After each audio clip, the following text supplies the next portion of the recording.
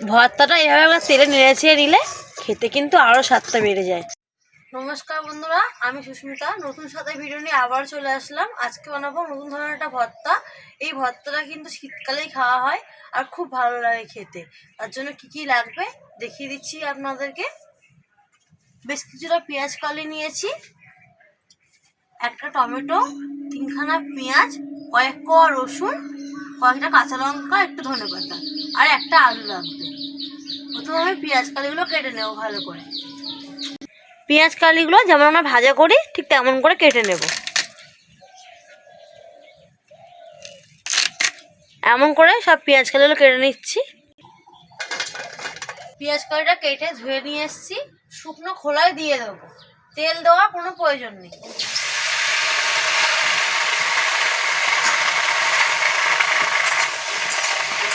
একটু নেড়েছে ঢাকা দিয়ে দেবো 2 মিনিটের জন্য। একটা আলু নিয়েছি, ডুমো ডুমো করে কেটে নেব।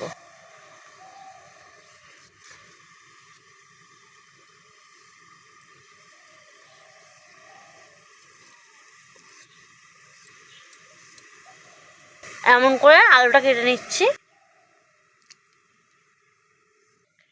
3টে পেঁয়াজ নিয়েছি, চিড়ি করে কেটে নেব। 3টে পেঁয়াজ চিড়ি করে কেটে নিয়েছি। একটা টমেটোর মাঝখান থেকে কেটে নেব। ঠিক এমন করে রাখতে হবে। ঢাকাটা খুলে দেখে নেব।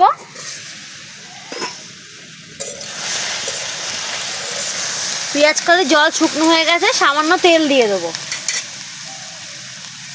একদম সামান্য তেল দিয়ে দিচ্ছি। হালকা করে ভেজে নেব। নুন দেওয়া যাবে না এই সময়, নুনটা আমি পরে ব্যবহার করব। হালকা করে ভেজে নেব। পেঁয়াজ কালিটা হালকা করে ভেজে নিয়েছি আর তুলে নেব।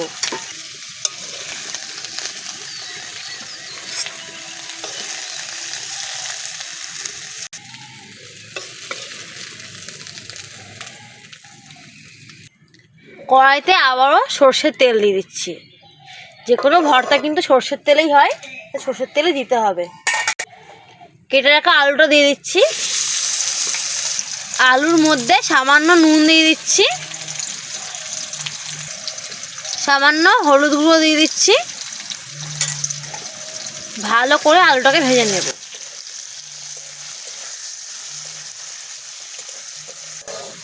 আলুগুলো ভালো করে ভেজে নিয়েছি, পুরো গলে গেছে। তখন আলুগুলো সাইড করে নেব। তেলের ওপর রসুনগুলো দিয়ে দেবো।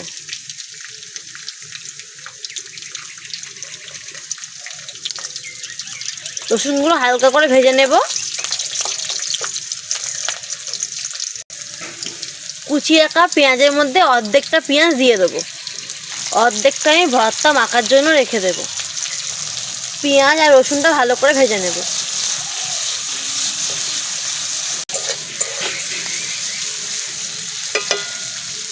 টমেটোটা দিয়ে দিচ্ছি তেলের উপরে। 5টা কাঁচা লঙ্কা দিয়ে দিচ্ছি। ঝালটা আপনারা একটু বুঝে দেবেন। সব কিছু ভালো করে ভেজে নেব। ভালো করে সব কিছু ভেজে নিয়েছি, সিদ্ধ হয়ে গেছে, আর নামিয়ে নেব।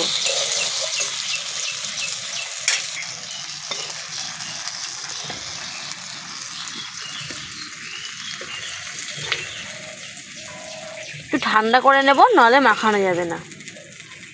প্রথমে পেঁয়াজ কালিগুলো হাত দিয়ে চেপে চেপে নেব। হালকা করে চাপ দিলে কিন্তু গলে যাবে। আমি হাত দিয়ে করছি, আপনার ছেলে গ্লাভস পরে করতে পারেন, কিন্তু হাত দিয়ে বেশি ভালো লাগে ভর্তা খেতে। মাখাটাও বেশ ভালোভাবে করা যায়। এই শীতকালে অবশ্যই একবার এই ভর্তাটা বানিয়ে খাবে, খুব ভালো লাগবে খেতে গরম গরম ভাতের সাথে।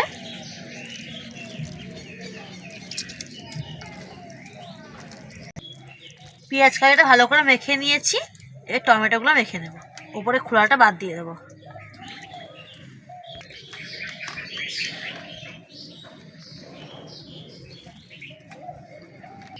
আলু, কাঁচা লঙ্কা, রসুন আর পেঁয়াজটা ভালো করে মেখে নেব।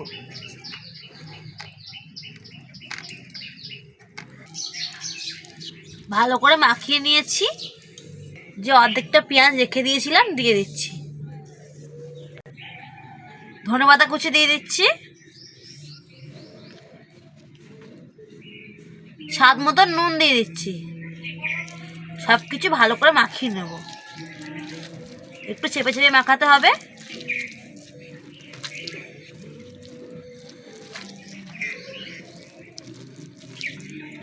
ভর্তাটা এভাবেই খাওয়া যায়।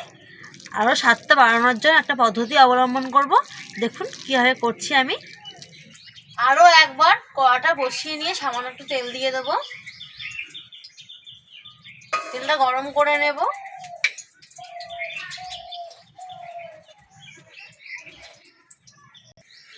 তেলটা গরম হয়ে গেছে, একটা শুকনো লঙ্কা দিয়ে দিচ্ছি। সামান্য কালো জিরে দিয়ে দিচ্ছি। ফোড়নটা ভালো করে ভেজে নিয়েছি। যে ভর্তাটা করে রেখেছিলাম ভর্তাটা দিয়ে দিচ্ছি।